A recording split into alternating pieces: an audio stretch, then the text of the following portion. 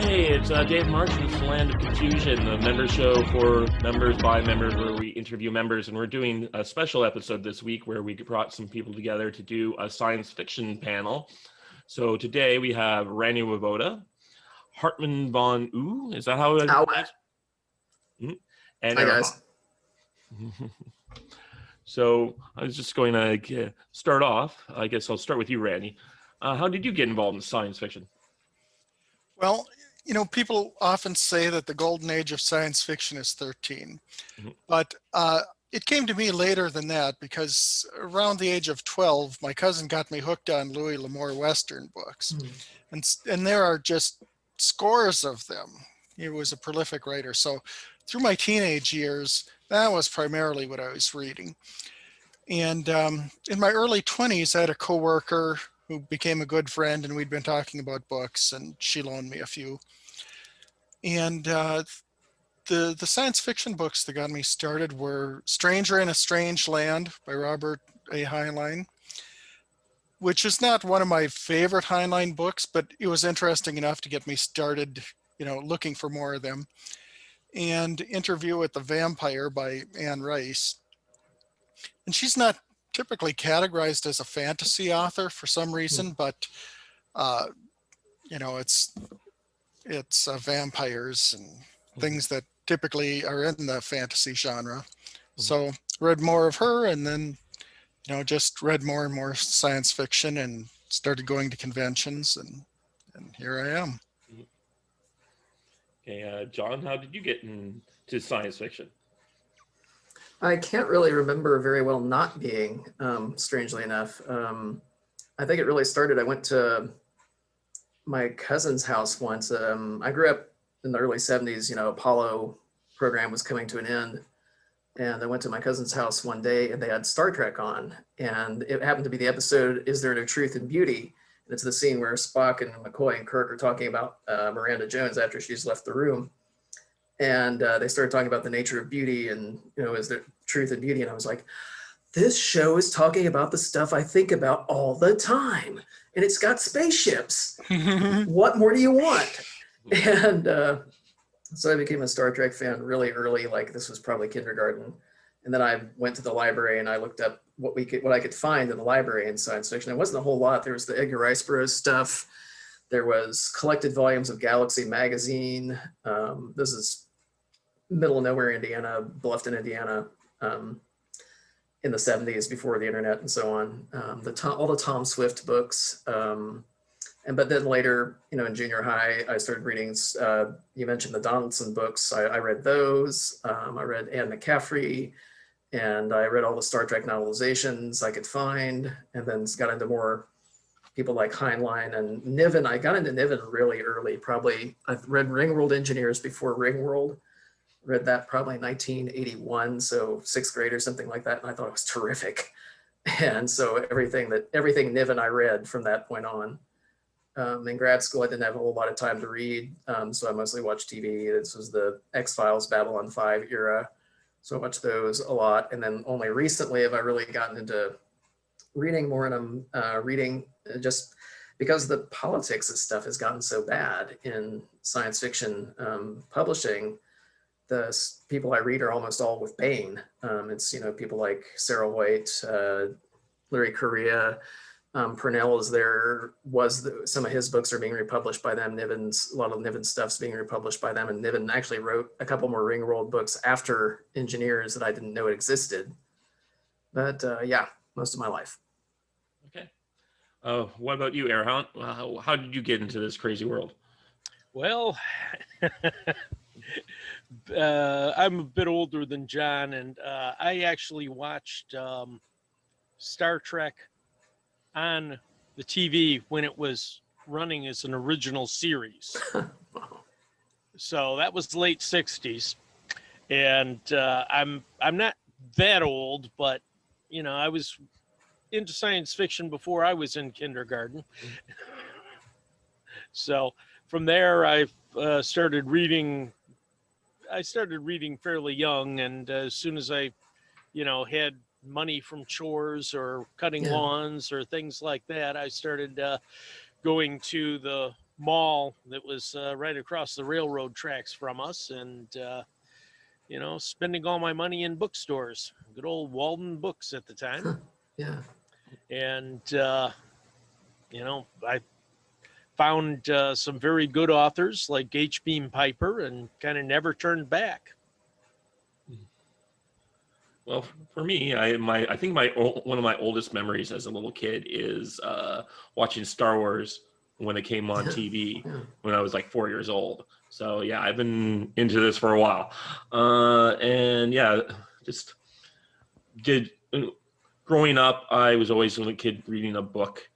I didn't have a lot of friends because of like where I bounced around a lot from a parent's divorce, or when I went out to live in the countryside and there was like no kids my age anywhere near me. So I read a lot of books, and I just became every Saturday when we went into town, I would get a new book and I might read, or I'd be the kid in class reading the book instead of like paying attention to what was going on.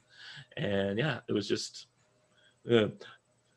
different types of things. The one that really got me was when I went to high school, and it was all starting to read through like a much larger library of science fiction and starting to branch out. And there wasn't as many books there, but there was a lot of books on post-apocalypse and the nuclear war scare. So that's how I got into things like Jerry Purnell. There was all There Will Be War. There was all 10 volumes of that, and just got me interested in other things. And then I also got into gaming with all the other nerds, and that's pretty much it. So, Randy, what's your favorite genre of science fiction?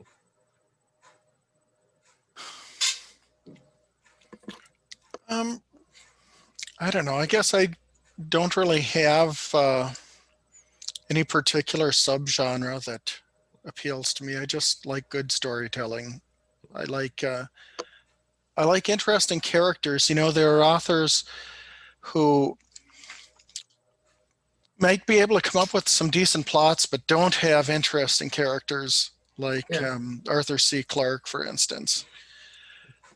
And so, they're still interesting stories, but I much prefer people like Lois McMaster-Bujold, David Feintack, who write good characters as well. So that's what I'm looking for, is decent characters who you can picture as people, not just cardboard cutouts, and interesting stories.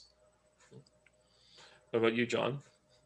That's an interesting point. I mean, there was a big discussion about plot versus character in a couple of places I was reading recently. Just like favorite subgenre of sci-fi is probably the space opera. I've read lots and lots of them, like them. But character is really important. You're correct about that, Randy. And this was, Niven talks about this in Space, which I recommend. As he talks about being aware of it as a problem as a writer, that in some of his known space stories, the characters basically perform a function of being the explorer, and he doesn't develop them very well, and he tried to get better at it over time, and I think he did. Characters that you're going to remember, like Beowulf Schaefer or Flora and Lissa from the Dragon Riders of Pern series. You're going to remember them, and it has to also be a good plot. It has to be something you haven't seen 8 million times before. If you have, it has to have something new and that attracts you, that keeps you going. And even the BattleTech novels by Stackpole, it's pretty conventional space opera, but the characters like Melissa Steiner and Hans Davian are really well done, really well drawn. Yeah. Yeah, Michael Stackpole. He's an interesting figure if you've ever met him. No. Oh yeah, he's. I remember one time he was. I was having a drink with him and another friend of mine, and he was talking about how he had done this charity thing where he would give like advanced copies of the books, and then he'd say, yeah, and if you get my advanced copy of my book, please send me any notes or anything back to me. He's like, I was getting people to pay to a charity to be my beta readers for me. Oh, wow. Very Sounds good. like a good way to do it. Yep. And he also at another time he was like talking about whenever he goes into into a bookstore, he'll make sure he's like and he sees his books are often beside William Shatner's, and he's like, I'll put Shatner away, put my book in front of his name. He's like, that guy's got enough money. Which he does. How Have about any of you Oh, go ahead. have any of you read any of William Shatner's novels? I tried. Yeah, same here. Stopped. My mom knows that I'm a science fiction fan, so she was in a store and, oh, hey, I've heard of William Shatner. So she bought me one of his Tech War, Tech Lord books, and Yeah. maybe read a few chapters. It's like he keep putting plasty in front of words. Like this guy, he turned the knob on the plasty door and stepped through onto the plasty floor and set his plasty gun onto the plasty table. Okay, dear. we get it. In the future, things will be made of plastic. Yes. His two memoir books I thought were okay. The one like I think he got a ghostwriter to start helping him out. I think that's what's been happening with him. Yeah. His also when he wrote in some of the Star Trek stuff that I read, it was okay. It was not the greatest things ever written, but definitely there's a couple. It gets a little easier when you're writing in a world where everyone knows everything about it already, so you don't feel obligated to describe everything. And also, when you're a new writer, you're bad and then you get better. That's a very true thing. Yes. Personally, I like alternative history genre. There are a few good writers out there in it, like Harry Turtledove, and of course, there are some good dead ones like H. Beam Piper. But it's fun to get into the history of it and see how the history was twisted, or what exactly happened. That's different, that led to different consequences, etc. Yeah. I remember a friend of mine telling me about this one series of books. There's only like 2 or 3 books in the series. It was about this guy who who's a police officer who gets transported to this alternate history world, and it's just a slightly different technology, but he's an expert in just happens to be an expert in the 30 Years War. So he starts like upping everyone's tactics and strategies to start winning and conquering this planet. And I'm like, my friend was describing it to me, and I'm like, well, that's convenient. That's also very convenient. Well, that's H. Beam Piper's Lord Calvin of Otherwyn. That was it. Yeah. That was it. Huh. Yeah. Very good book, actually. Fun stuff. Yeah. Did Turtledove's son start writing? Or am I confusing him with somebody? You're thinking of Herbert's son, Frank Herbert. Frank Herbert's son. Okay. Yeah. Okay. He's been working with Kevin J. Anderson, and they wrote all those other books in the Dune world. Right. But it's kind of like alternate Dune, I guess, is the best way to describe it, because it's like, that's not what that doesn't happen in any of your father's notes. The other thing is with that series, it's someone says, I was listening to a reviewer talk about it, and it's like they've written out all the plan and they planned it all out in advance, and then they write the story to try and make the plan, not necessarily make write a good story.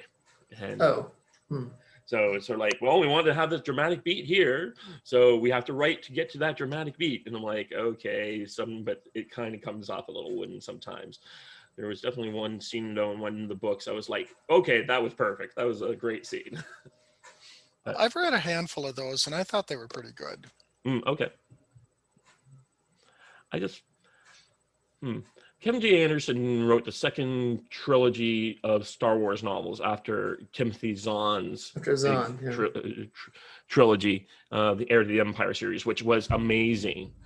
Yep. But Kevin J. Anderson, he just didn't get the right story beats in that series. So at the end of the second book in that series, he's got this, like, it's really dark. It's like, oh my God, this this great villain has been revealed. He's got this master plan. And then in the third book, 8 chapters in, they defeat him. And it was Doesn't take that long. It was easy, barely an inconvenience. It's like, what? Stuff like that. Anyways, what other 16? So have you been reading the 1632 there, Erhant? I did start on that. Yes, I haven't read them all. Of course, there are about 50 million of them at this point. At this point. Yeah, Flint. My understanding is he started it intending to just have it a one-off, but it was so popular that everyone was asking, "Hey, we want the next one."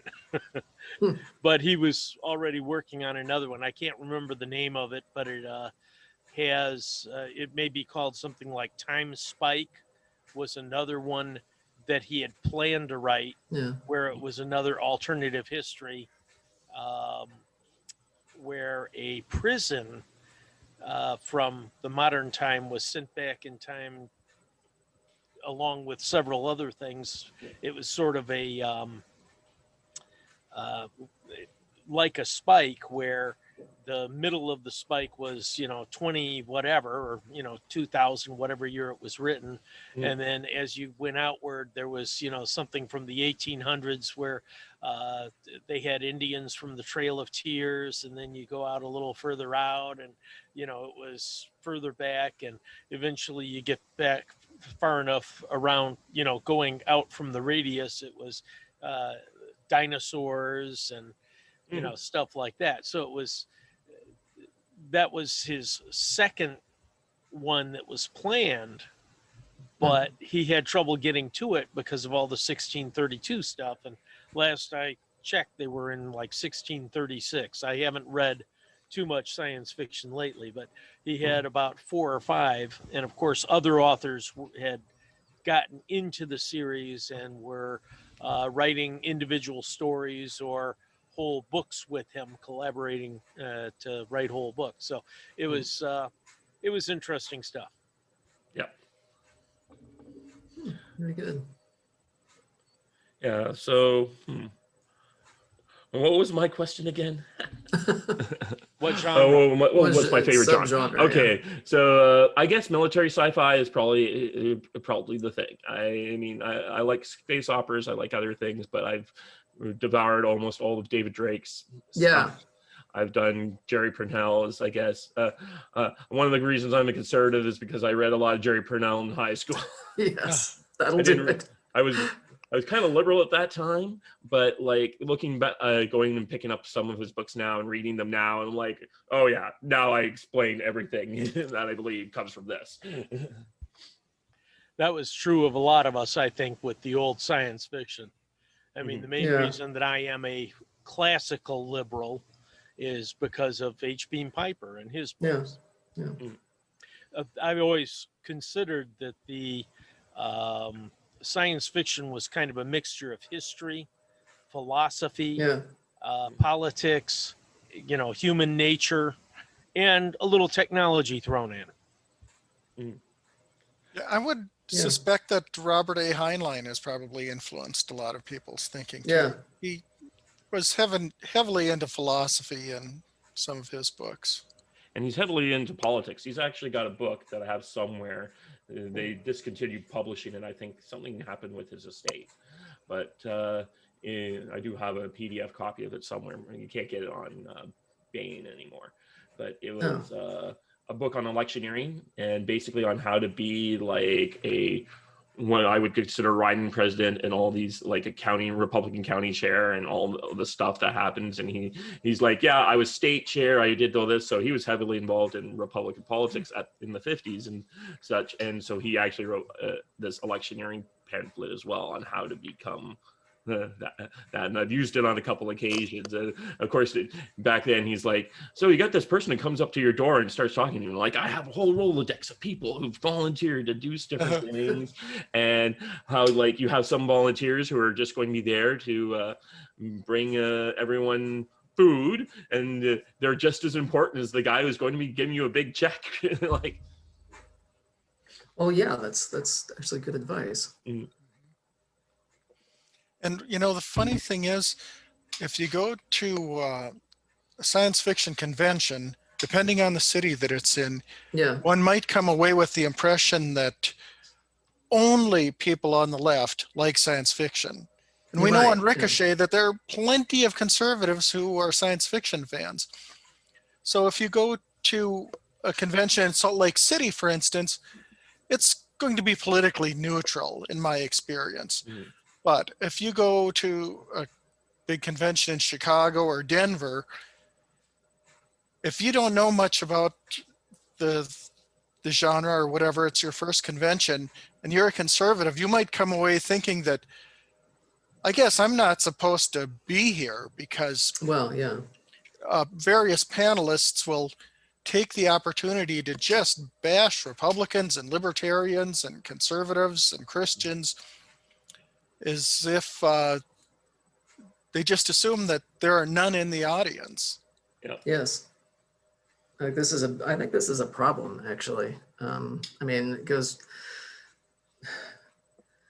I mean, that's why I guess Baen has become kind of this bastion of conservative science fiction writers in recent years, is that people are getting fed up with the left-wing BS at other houses, like even Tor, which used to be pretty neutral, and Weisskopf, that's her name, Toni Weisskopf. There was recently an online attack on her for publishing people like Larry Correia and Sarah Hoyt and so on and so forth. And she stood her ground, thank God.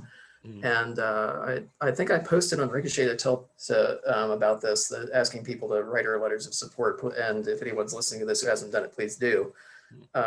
Because the good guys need to know that they're not alone. And what you were just talking about, Randy, I think that's part of the left strategy, is to make you feel as if you're alone if you're a conservative. Yeah, like, you don't belong here. We own this genre. You're Right. an outsider.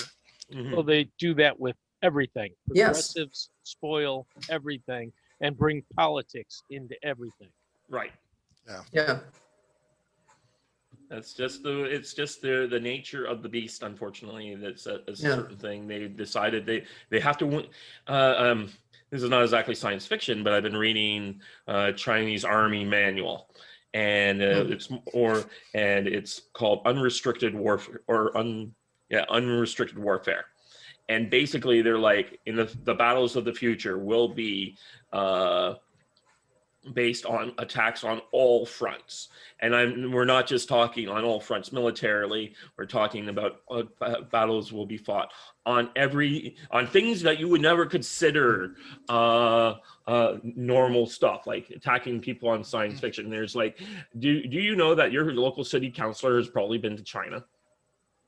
They Probably, set up yes. your city sets up these mutual city with Chinese cities. Well, then they fly all the city councilors and the mayors to China, to those sister cities, and they vet them for a week and tell them how great they are and try and make a relationship. So they're like influencing at the municipal level in your city. They're hanging out with these Chinese. The Communist Party is trying to infiltrate your city. Like, it's crazy. They are, yeah.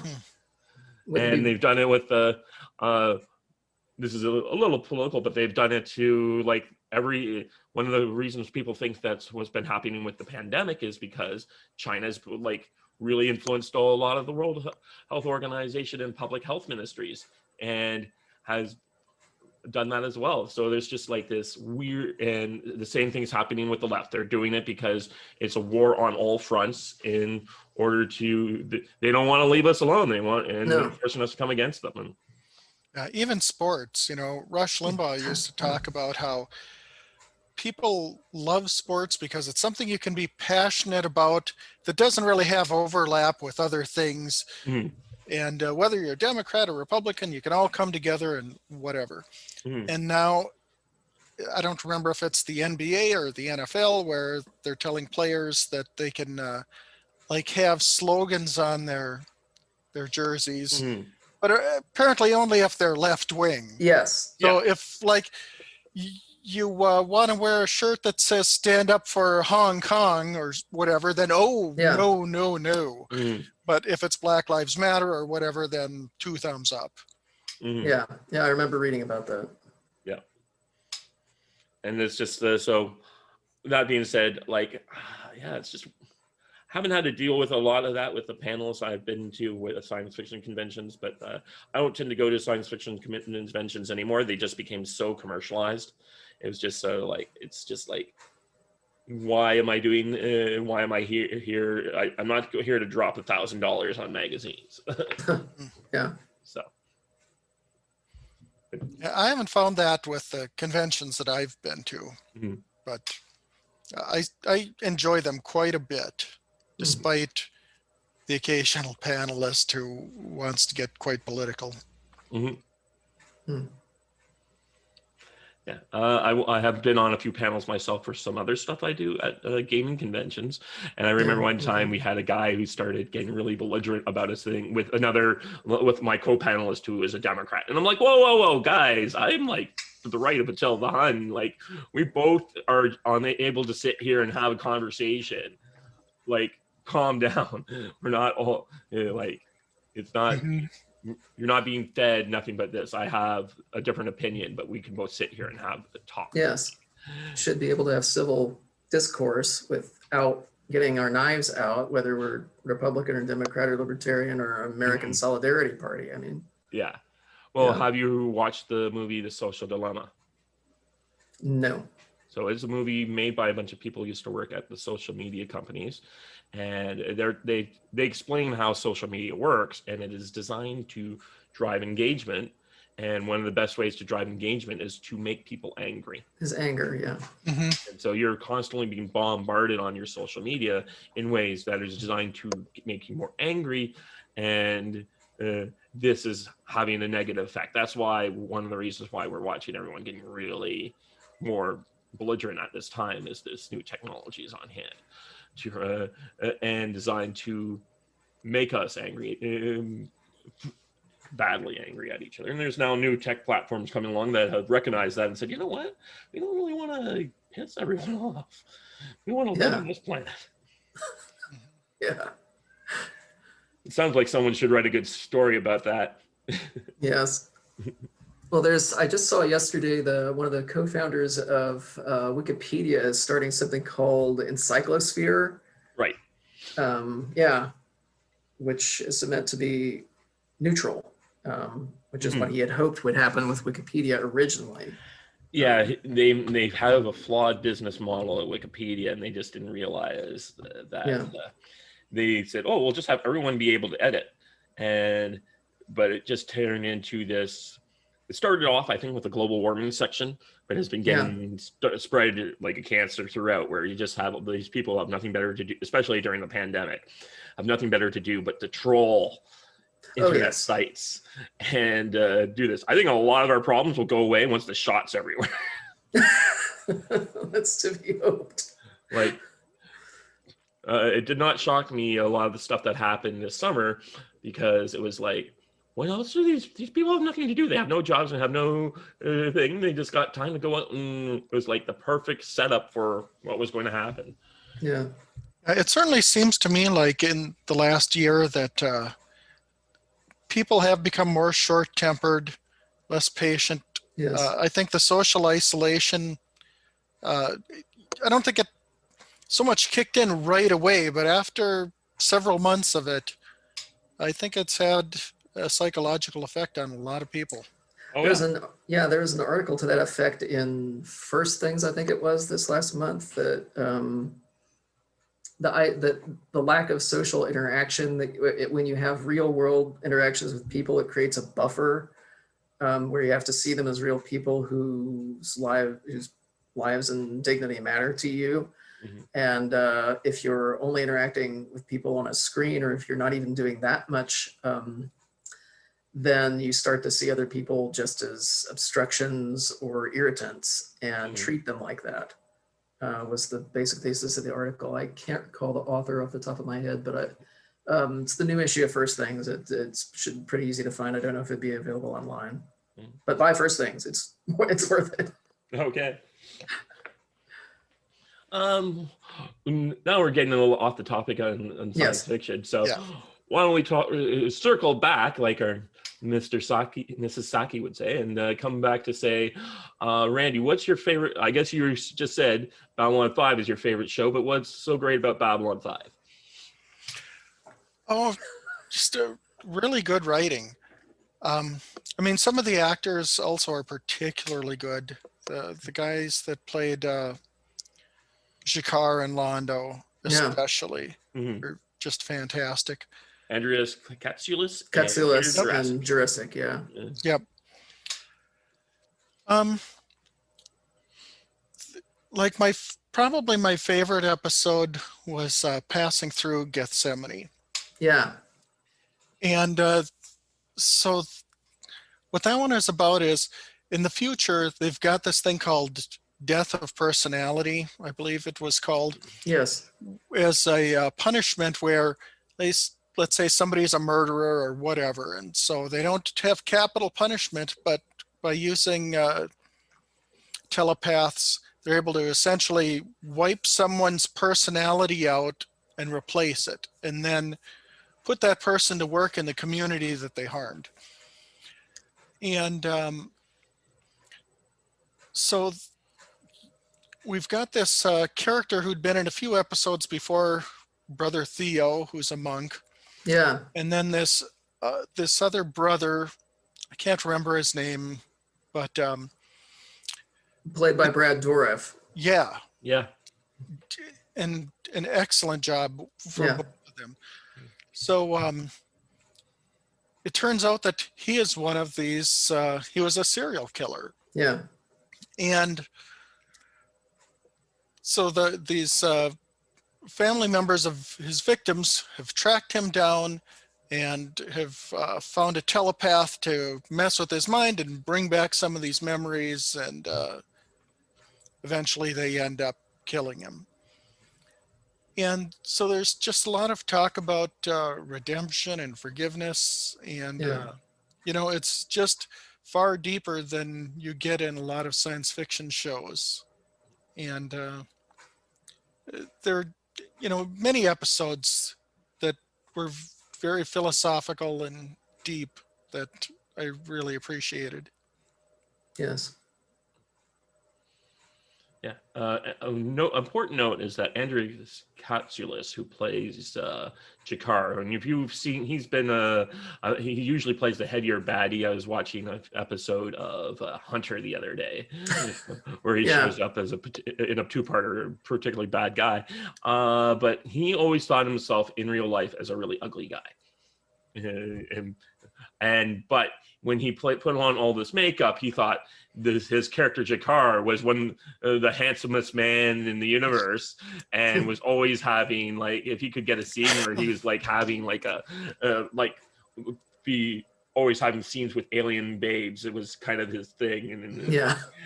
And he just decided to be like we were talking, William Shatner, the Captain Kirk of this in that particular way. And it's comes up a number of ways. But other people said it was always funny to go in and buy what they called there was like the makeup sets in the alien quarter of the set, and you would see Andreas Katsoulis and other people in full makeup just smoking cigarettes. Mm-hmm. Well, and that brings me to something else that I really liked about Babylon 5. The arcs of Londo Mollari and G'Kar, as Londo Mollari starts out as being somebody with very limited power who wishes that he had more, and throughout the series he becomes extremely powerful, but absolutely loses any sort of conscience. And G'Kar, his arc, he becomes a much better, thoughtful person. So, you know, it's just a really well-written show. Well, yeah, G'Kar starts out wanting revenge. I mean, that's his chief motivation of most of the first season until the confrontation with Morden. And it's almost like that changes him. It's like, what do you really want? And it's like, and then you know, he spills out, he wants to take revenge on the Centauri. And then after that, he's like, that's it.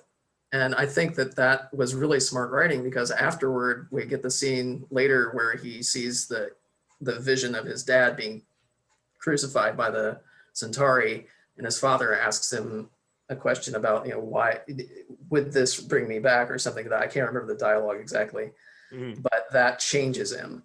The realization that vengeance isn't enough changes him. It's always interesting to me that they never ended up asking Sinclair the question. Right. He never gets asked. But there's another episode in that season, and apparently, as everyone knows, Walter Koenig is Chekhov.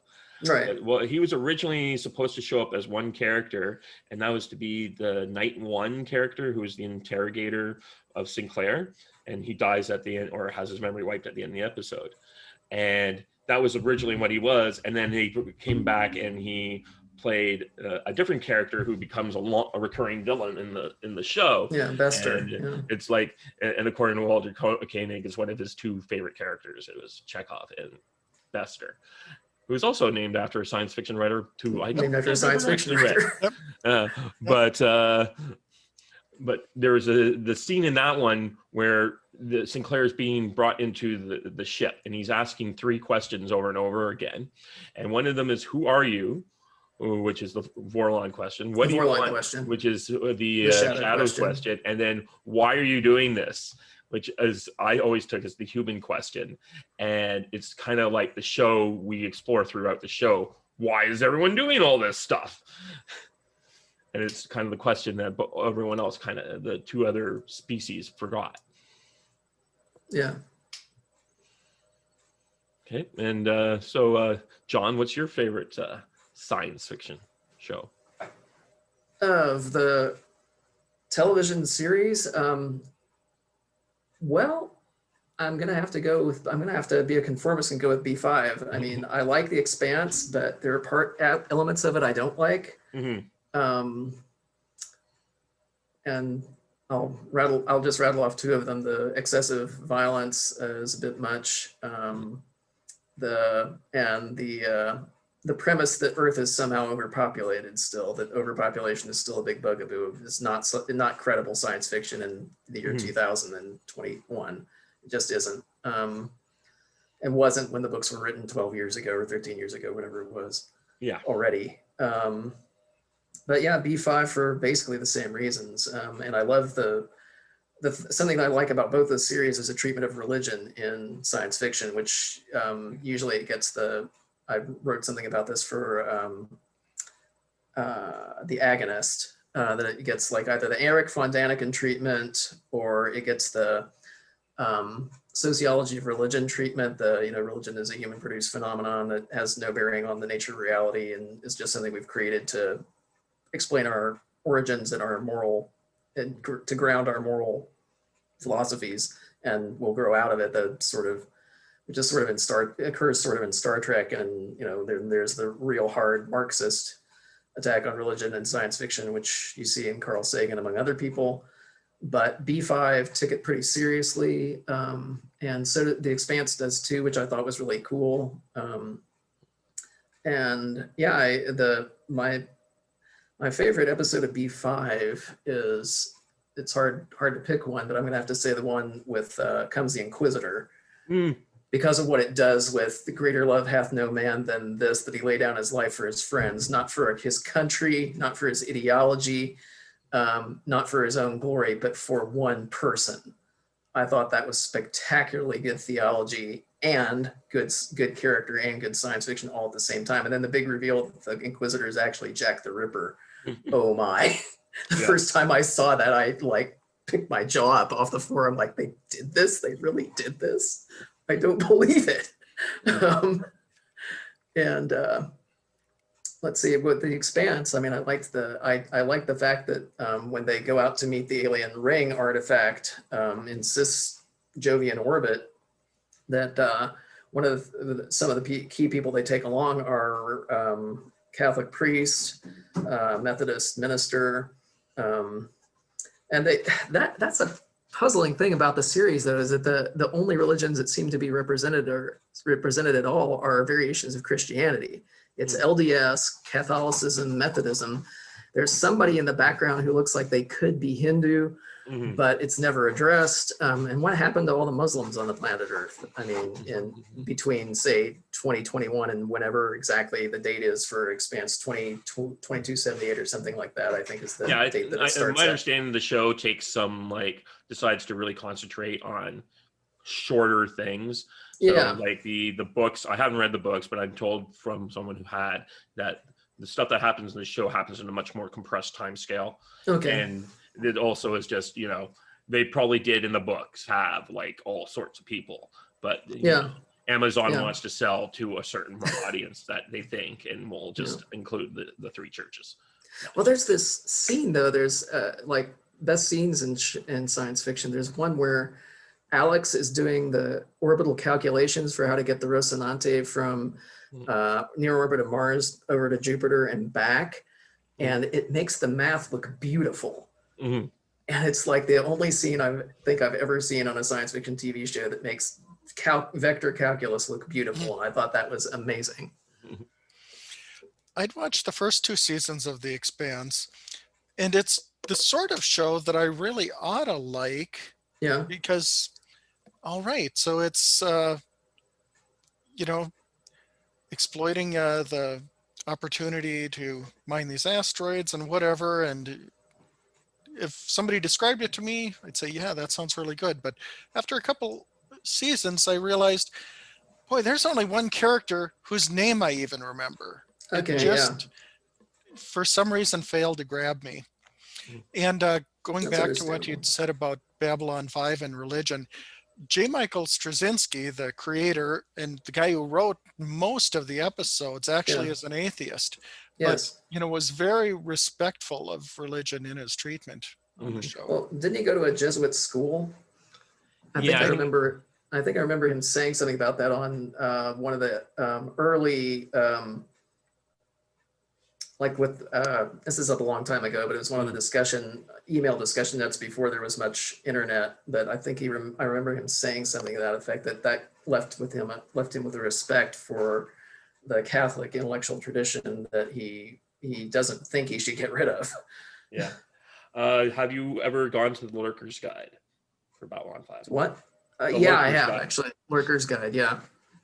So back when Babylon 5 was first coming out, in the early days of the internet, he created a fan page that he would regularly give stuff on, talking notes, and interacting with the fans on a weekly basis after every episode.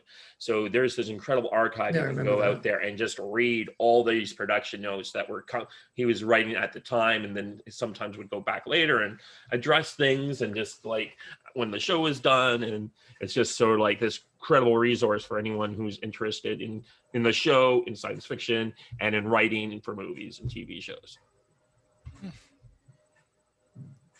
And Erhan, what's your favorite science fiction show? Well, I really haven't watched TV in about 3 decades. So you can say Star Trek. Yeah, well, the original series, yes. TOS, And then there's also Doctor Who, which admittedly is sort of peripherally science fiction, but I used to watch that years ago. Tom Baker and John Pertwee and those before. Well, what? Why do you say it's kind of on the periphery, Doctor Who?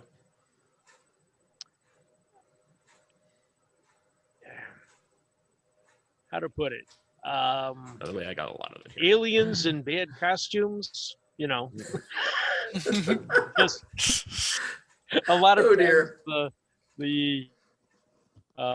it's very camp. Let's put it that way. It's not to the production values that a lot of these shows that you're discussing, like The Expanse, I'm sure has great production values or whatever. Yeah, generally. But that's not Doctor Who. I mean, they cobbled together whatever they could. Yeah. Yeah, it was a very interesting time. I have a lot of Doctor Who back there from the early days, pretty much everything that's ever been made on DVD. But unfortunately, a lot of the first and second Doctors just gone because the BBC just said, oh, no one's ever want to watch this again. Right. They just trashed the kinescopes. Yeah. And over the years, like people would write them and say, hey, we found these in the 90s and early 2000s, before they got the show back up and started making some money on it. But every so often, the 80s and 90s, someone would write to them, say, yeah, I got this lost CD or something, or sorry, we filmed this film reel. We're going to throw it out. Do you want it back? And they'd say, nah. Yes. Until they started making money on the VHS sales, and it took them forever to do that. But yeah, one of the things that you learn in the 60s and 70s, cast is cheap especially in England, but production values is not. So you could have these huge cast shows, especially in the second and third and even fourth Doctor episodes, where you get these like cast of 50 people coming in, and they do these philosophical debates about what man and machine and technology. And of course, we got some of the great villains of all time, the Daleks and the Cybermen out of the Cybermen, the Master, and the Master. And one of the things that I learned in some of the DVD stuff is that they were like trying to come up with the reason why the Doctor has not, or the Master have not killed each other. And the first actor, Robert Delgado, had said to Pertwee, apparently, oh, well, one can hardly kill your brother. And that was likely to be a theme line at some later point. And then Robert Delgado died, so they never explored that. And they just, Master went away, and then they brought him back for later episodes. But that was kind of their shtick. They also have a lot of what they call Big Finish audio dramas, which I've been listening to. Those are good.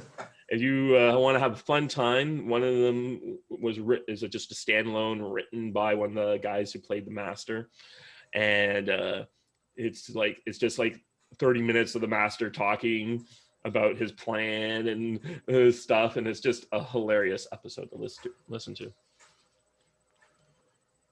Very good.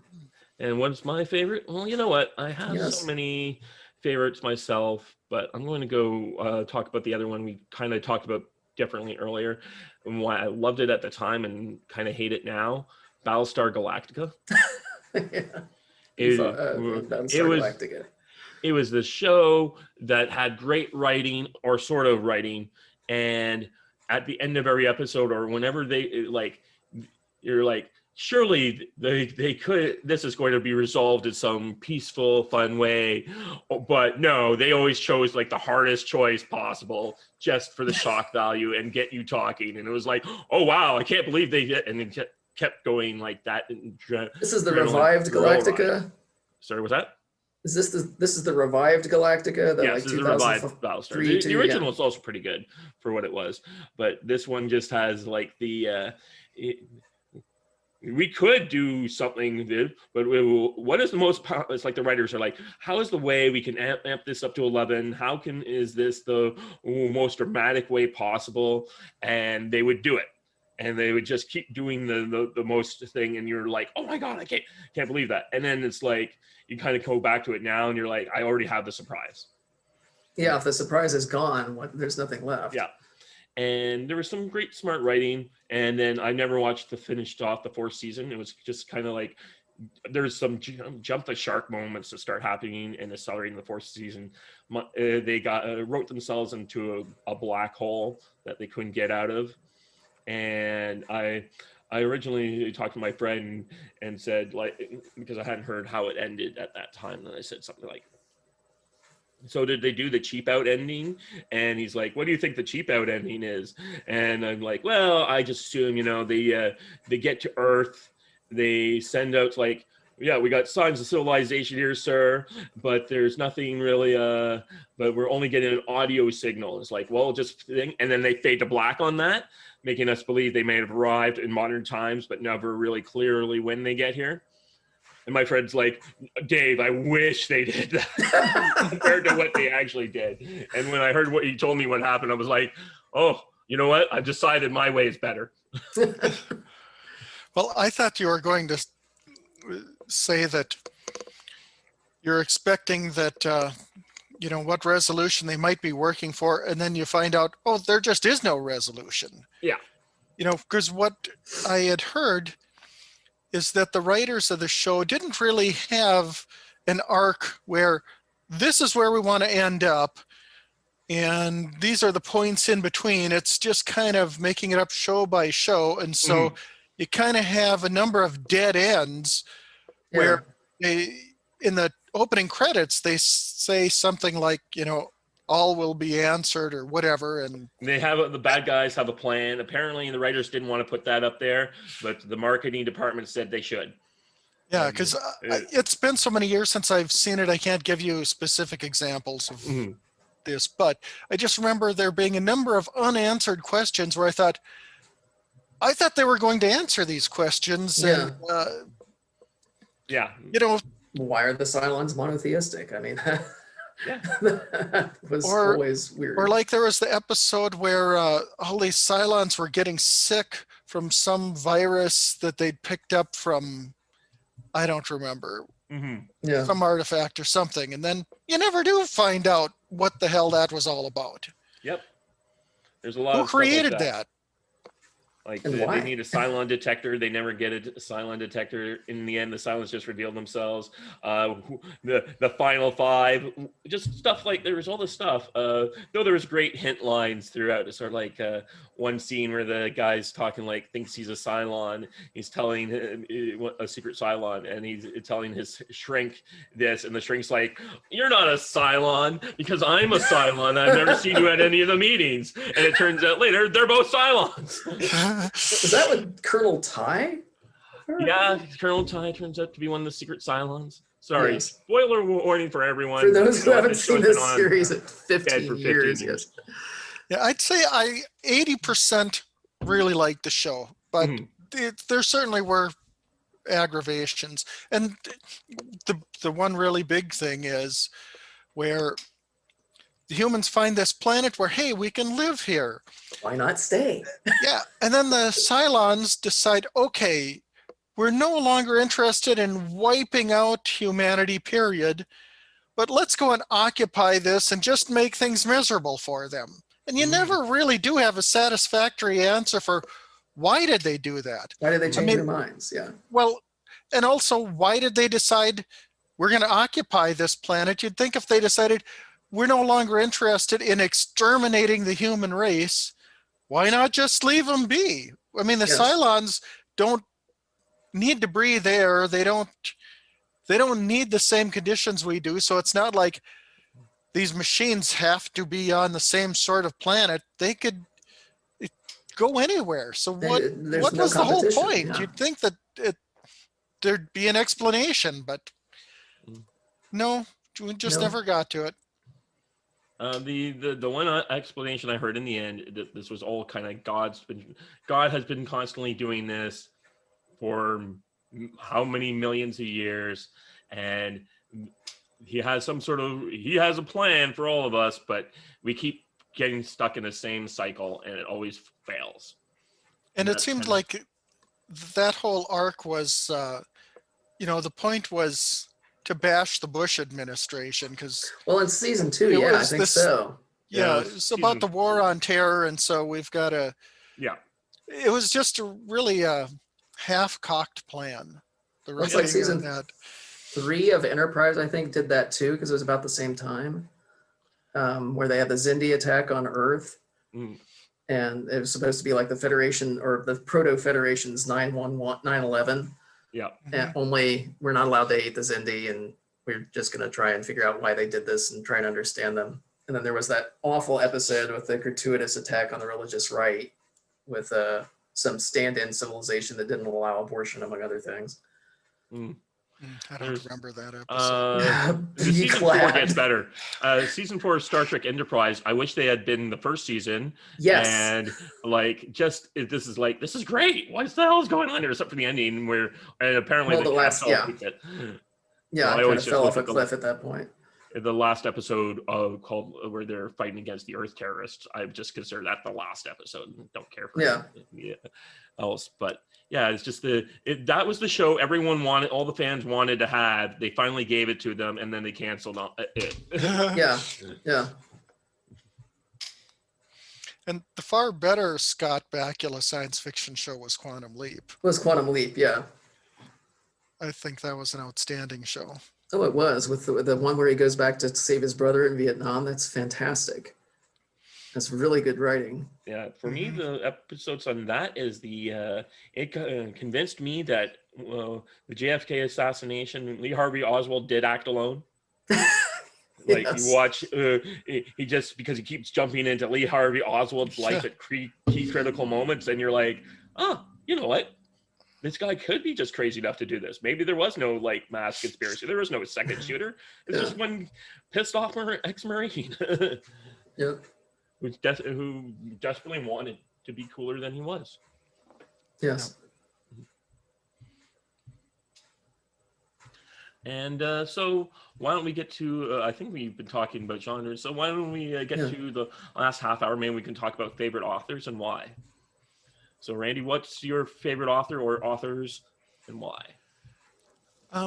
I'd say Lois McMaster Bujold is one of them. Her Vorkosigan series. Jim Butcher, really like the Harry Dresden series. Yeah. Robert J. Sawyer has, one of the things I really like about his books is he will have some science in them. And so I almost always learn something, whether it's about biology or astrophysics or whatever. He will, weave that in without it feeling like, okay, now we're going to take a moment from our sponsor to educate you on something. He's very good at weaving that in naturally. Connie Willis, I mean, some of her books I haven't cared for that much, but some have been really good. Some Orson Scott Card. Larry Correa, I really liked his Hard Magic series, and I've read maybe the first 4 books of the Monster Hunter International series, and when I'm ready to buy books again, I need to get some more of those. Of the like the classic, the big 3 that people talk about, Asimov, Clarke, and Heinlein. Heinlein is certainly my favorite among those, and I like a lot of the Asimov stuff as well. Clarke, as I'd said before, he's good at writing about technology, but his characters are paper thin. Yeah, he started doing better when he started doing collaborations with people, especially Benford. Yeah. So that's about it for me. Okay. How about you, John?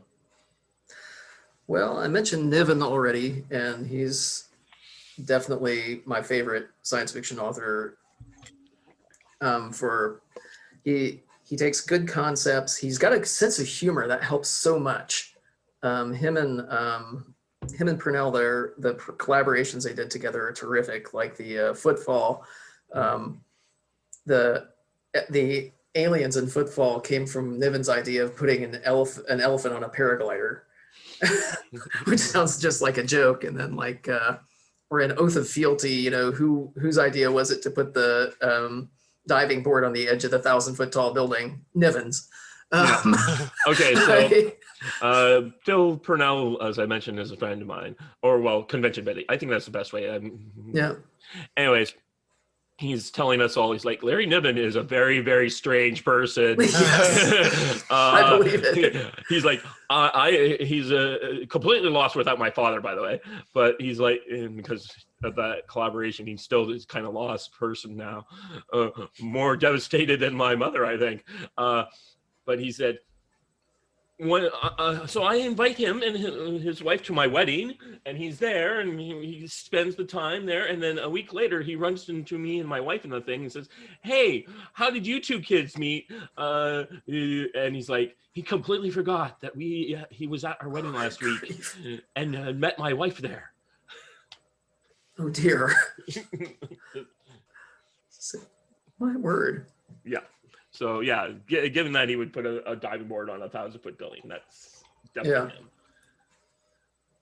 Well, them and let's see who else is good. Good and underrated in fantasy is, I think, the lady Catherine Kurtz. I think she is. They did the Camber of Coldy books; those are really good, and I think she doesn't get her due. She has a great writing blog if anyone wants to get into writing. Oh, She yeah, has good. it out there.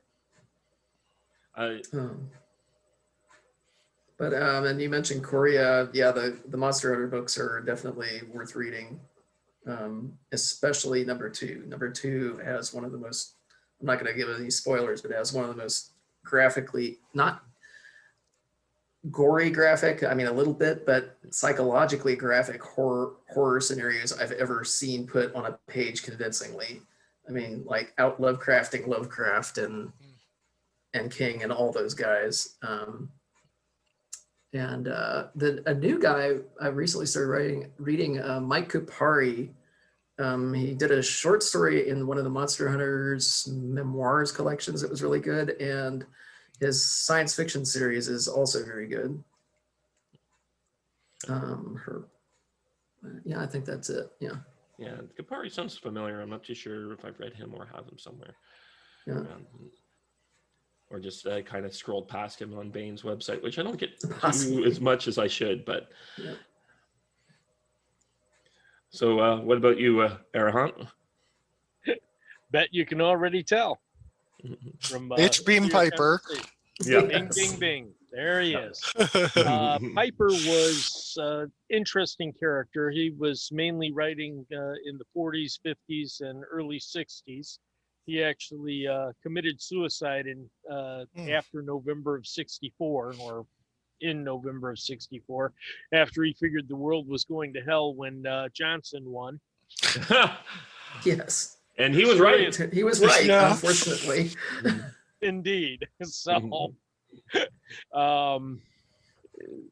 so you can tell from that, he was a bit on the conservative, classical liberal side, but he also wrote great twists to his stories. For instance, there was one called "He Walked Around the Horses" that was, it wasn't factually correct because it was about Benjamin Bathurst, a British diplomat who disappeared in Prussia. And the real fact is that Bathurst was probably murdered and then buried under a doorway in Prussia there. But what Piper posits is that he was caught by one of these time transposition vehicles that go from alternative realities. And so Bathurst was accidentally dragged into an alternative reality where time had gone totally differently. So the whole thing is presented as letters and testimony and police reports, things like that. It's epistolary in that sense. But he, goes through the testimony of people who were in the inn yard and said, I don't know where this guy came from, but it wasn't around here. And, Bathurst to say, he stole my coach and horses and, yada, yada about the innkeeper. But obviously what happened was that he was not, because of differences in the time, the parallel universe, what had happened, he was not actually in Pearlburg in the time that he was dragged to the timeline. And so, you get all of these testimonies and what have you. And one of the great things about Piper is he often ends with a bit of a twist. So the British minister to Prussia, who's talking about all this, writing back and forth with the Prussian officials, says, well, I don't know, what happened to all of the stuff that I sent back to London, but I assume someone dropped it in a fire somewhere because this is just, too difficult to explain. And the one thing that we could not figure out is who this character Wellington was. And then it was signed Arthur Wellesley. Yeah. Because in this particular universe, parallel universe, since there were not the Napoleonic Wars, Wellesley did not become the Duke of Wellington. So, he's like, I have no idea who this, character is, but turns out it was him, the minister to Prussia from Great Britain. But Wow. I mean, so there's that twist there. And if you know who Arthur Wellesley was, then you know about the twist. But if you don't know your history, you wouldn't know it. Mm-hmm. Of course, I read that probably back in, the early 1970s. And I already knew enough history by then to know what was going on. But, he has a lot of those twists, endings in his short stories. He had 2 series that he was doing, the Tarot Human Future History, and then the Paratime series, which is, again, with all the alternative parallel lines of history. So he just had a very rich legacy that he left behind, and a lot of other people have been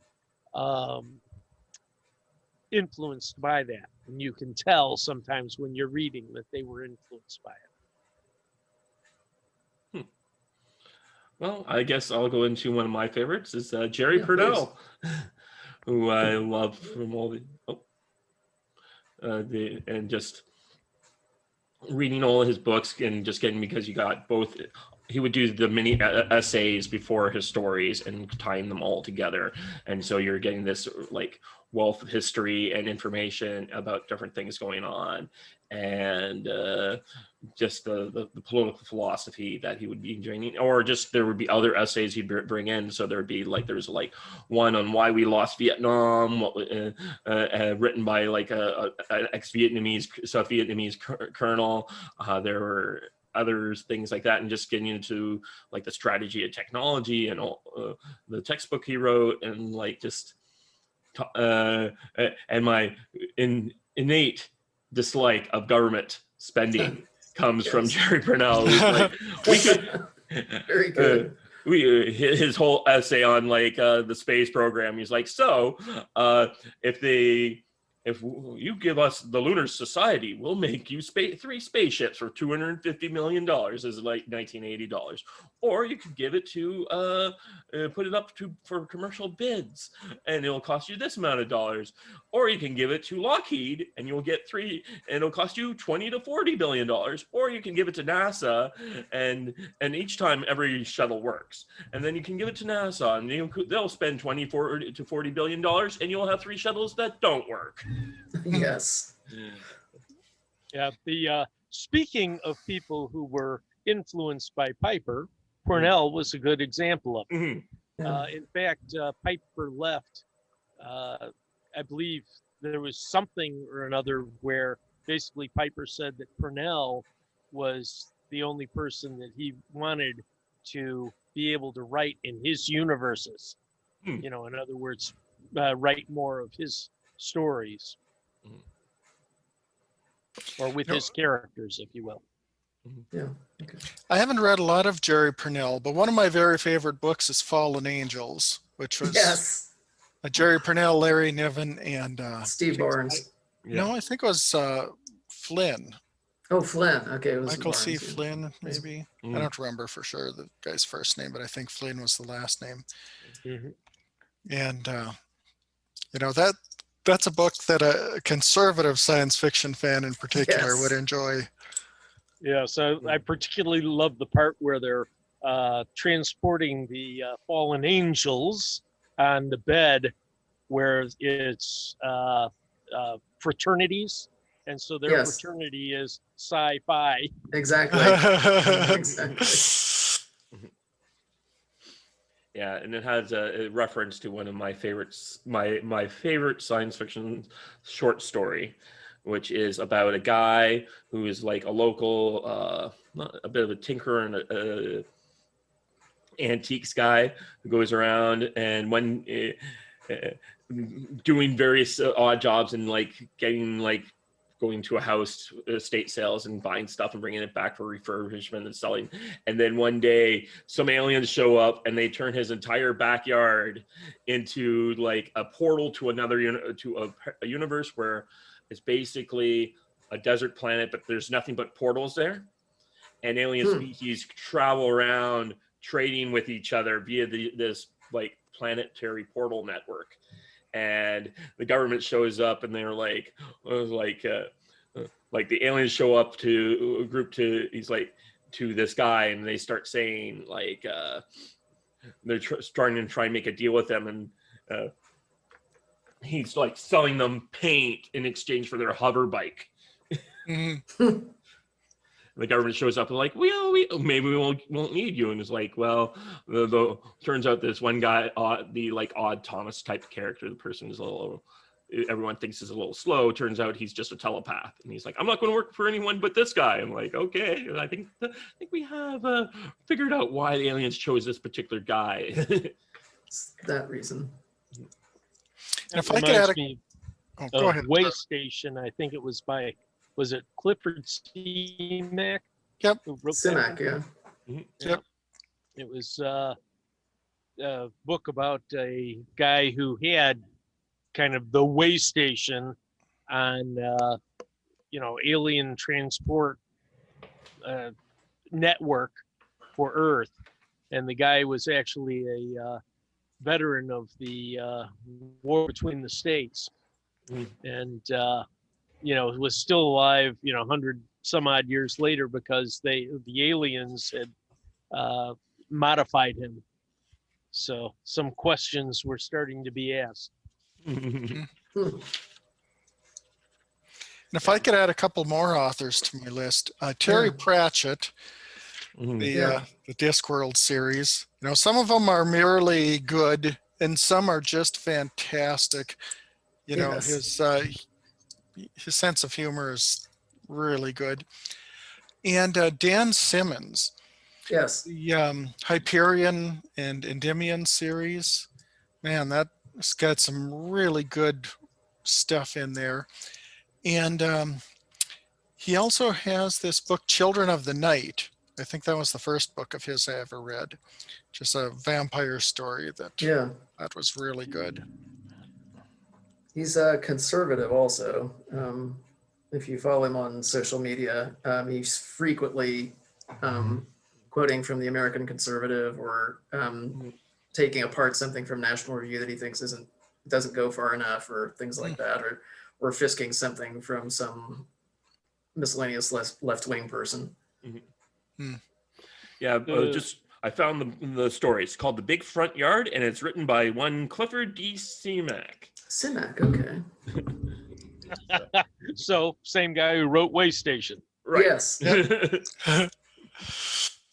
So actually what Randy said reminded me of a couple things. One, on the humor side, a guy I used to like, I think his name is Tom Hogan. No, not Hogan. I'm losing it now, but John P. Hogan?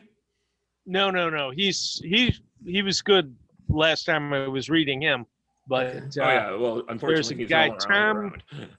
Tom something, who does humor. Yeah, it's something like Hogan. Now I'm losing it, but he has books like Expecting Someone Taller, which was basically about the whole Siegfried, the what's the cycle called, John? I know you know. The ring cycle, yeah. The ring cycle, right. Yeah, So Siegfried, Brunhilde, etc. Yeah, the character starts out in Expecting Someone Taller hitting a badger with his car, except the badger isn't really the badger. It's a giant who's wearing the helmet that can make him look like anything he wants. And, he drinks some of the blood of the giant, and then he can understand the birds. It just gets into all this stuff. And, but he does that with with all sorts of stories and legends. He also did one on the Flying Dutchman. Wish I could remember his name for sure. I'll have to look it up. But anyway, and then there was Ron Goulart, who was another one who had a lot of humorous science fiction and fantasy years ago. And Then there was another thing that you reminded me of, and now I've forgotten what it is, Randy. You mentioned Terry the- Pratchett and Dan Simmons. Dan Simmons, yeah. what was the Dan Simmons book? Children of the Night.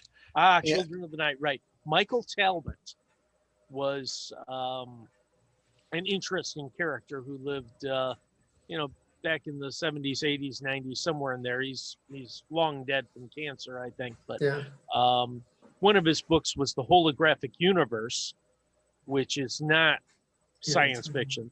But he had one, I believe it's called The Delicate Dependency, which was kind of his take on what a vampire would be like, because he remembered his past lives. And so he kind of had this image, through his own memories of being alive for hundreds of years. Yeah. And so it kind of made his take on the vampire a lot different. Okay. So that Sounds was an interesting. interesting one. So, anyone here fans of hard sci-fi? Yeah, I am. I was thinking I of James just T. willed Hogan, Yeah. who unfortunately passed away a few years ago, and his stuff was very hard sci-fi, where he would try and take like a transporter like a Star Trek transporter concept, and then think through how was it possible? It looked like it was a little possible, and then write mystery stories around dealing with that kind of thing. And he also had an essay on evolution. If anyone wants to go down that way, where he stopped. I don't want to say he became like a denier, but he does a deep dive into evolution and comes out saying a lot of the stuff in here is a lot of garbage. And I'm like, yeah, I think there's something going on, but definitely the survival of the fittest, I think, has been proven to be untrue. I think life just expands to fill all niches. Yeah. But yeah, so that's does what anyone else survival of the fittest means. Is that it isn't just survival of the fittest, it's variation. So as things, you'll have variations, and each variation will be able to, or might be able to, fill a niche.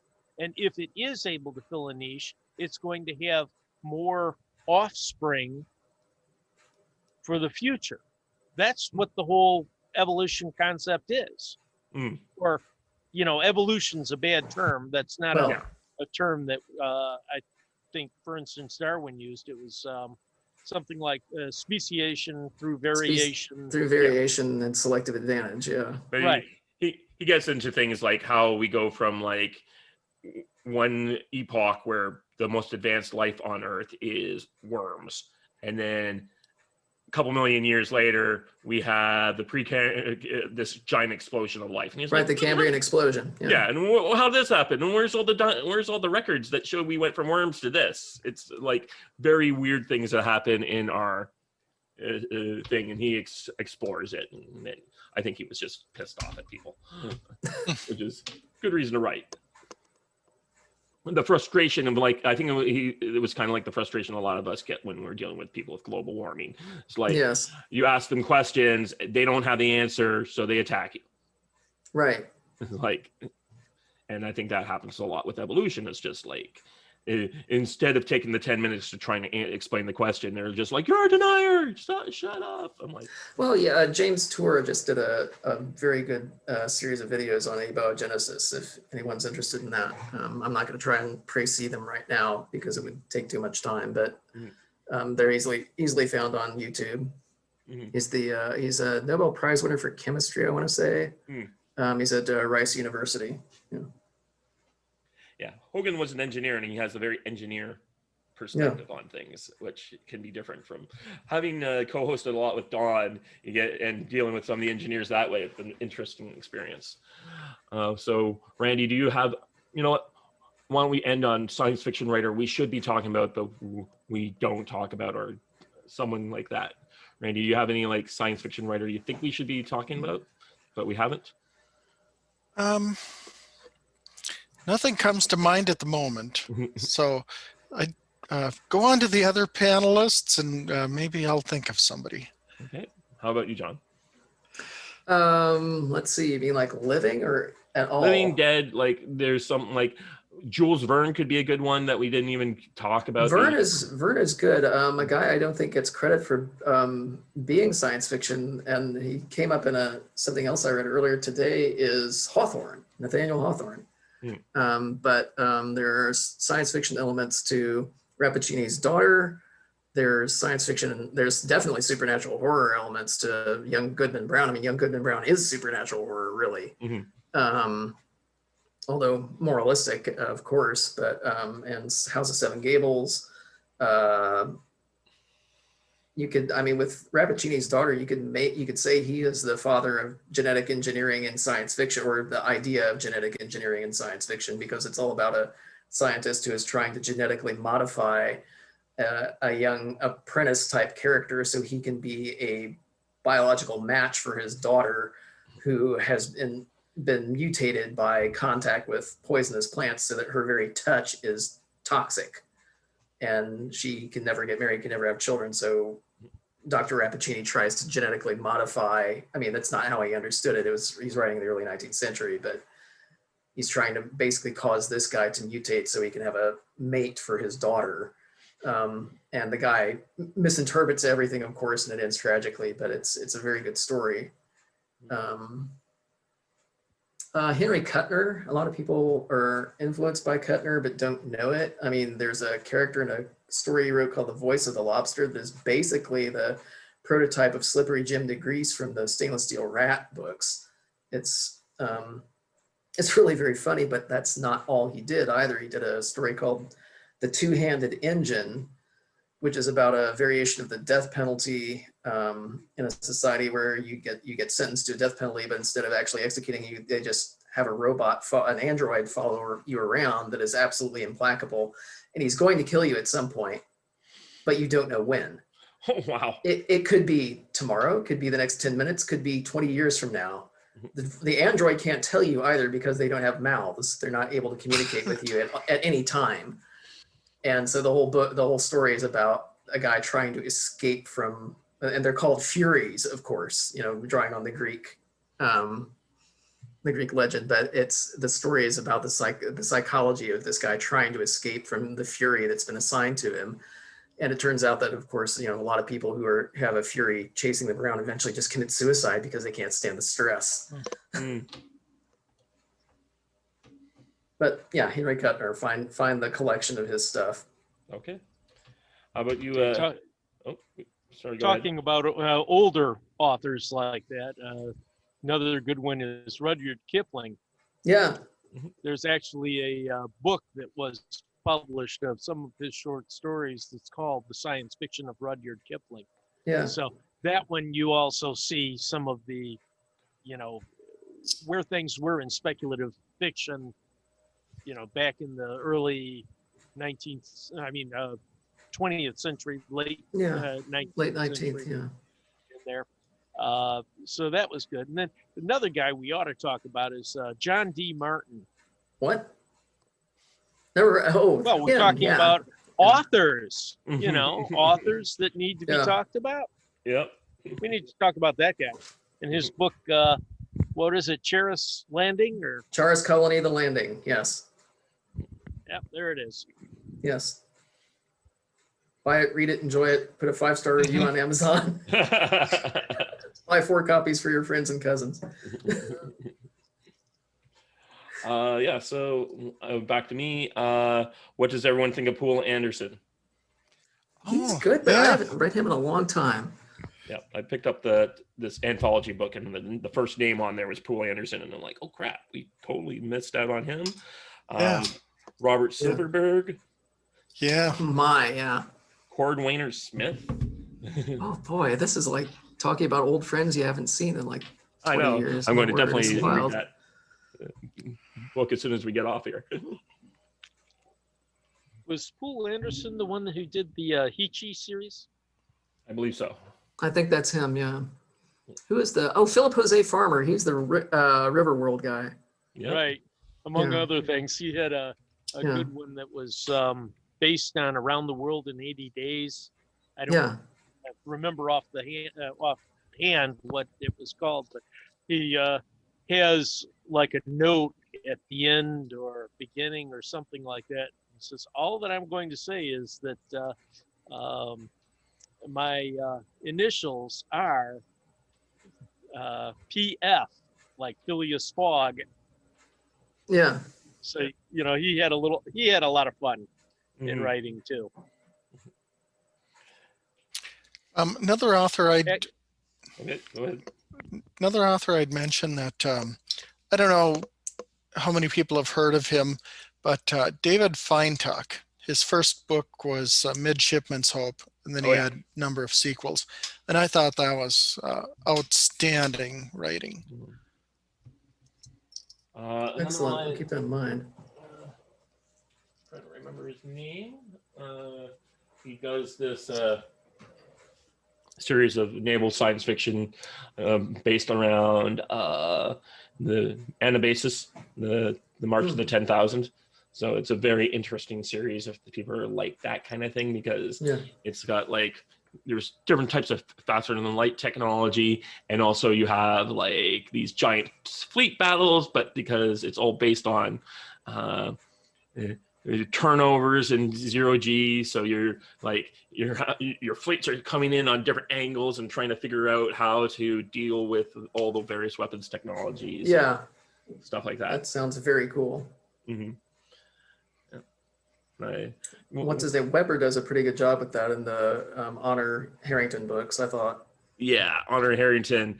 What was it? My friend, he's like Tom Clancy now. He's got word porn. I met Weber at a convention years ago, and he was selling us on his book that was going to come out that Christmas. I got it for Christmas for my mom, and I was like, "This is terrible."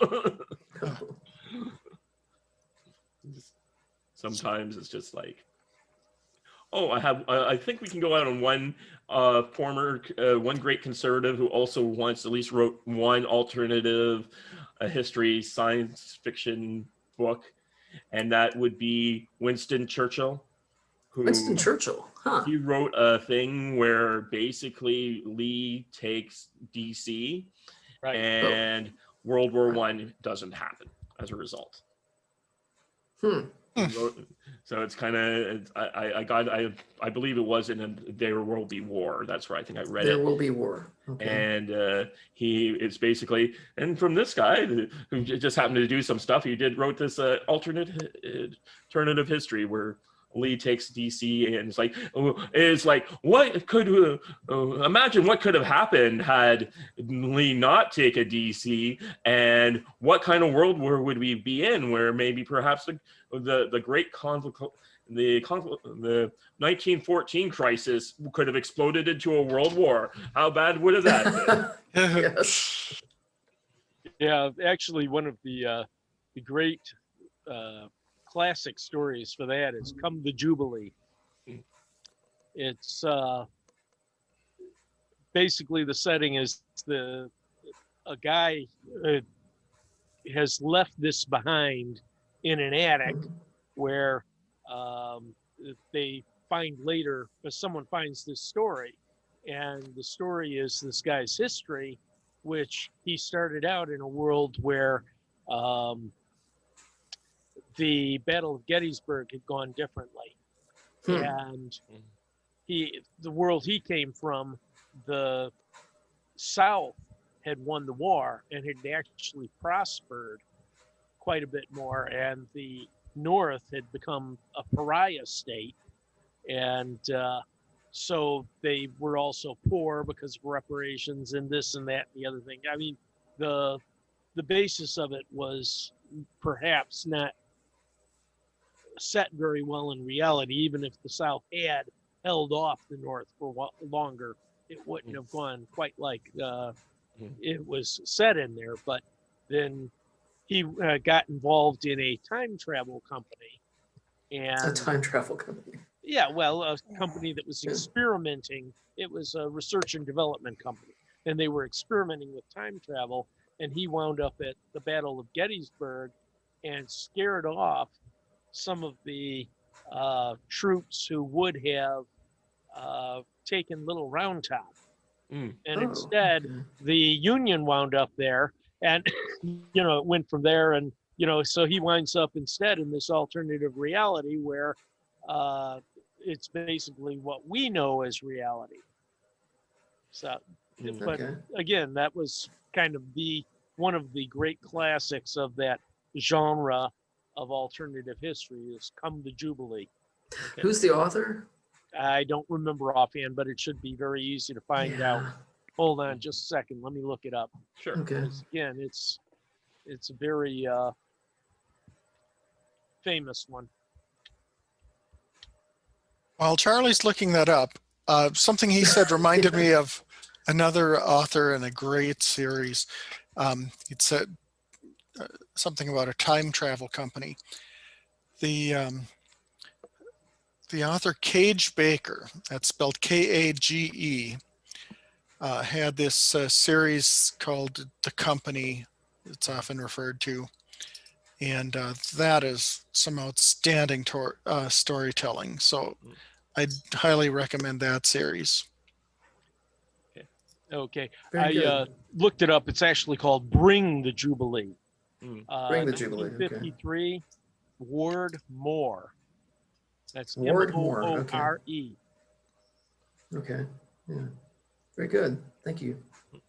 Well, guys, this has been pretty good. I don't want to drag it on too long, but if you guys ever want to do another one of these things, maybe we could come up with do a little research and come up with we'll do a panel on alternate history. Science fiction. Yeah. Yep. And just do a little bit of discussions on these kind of things on a more advanced topic in the future. Yeah, that's a very good idea. Yeah, this has been delightful, and and certainly we ought to have another one so that Ladens has her chance. Yes. Because she was going to be on here, but fell ill. Yeah. Very good. Let's do that. Yep. So maybe I'll send out a call in a month or so, and we can do this again. It's kind of like our own Ricochet science fiction panel. That'd be fun. Okay. That would be fun. Yes. Yeah. Okay, well, this has been, I'm signing off now. This has been Land of Confusion Science Fiction Panel and our kind of alternative. Next week, we're going to be, I have 11 o'clock evening appointment with St. Augustine. For him, it's going to be much earlier in the day. It's actually apparently on a different day for him. Yes, it will be. 12 hours difference, I think. Yeah. Okay. Well, thanks for coming, guys, and I'll see you guys in the comments on Ricochet. Yes, you shall. Thank you very much. Okay. Bye, everybody. Bye. Bye.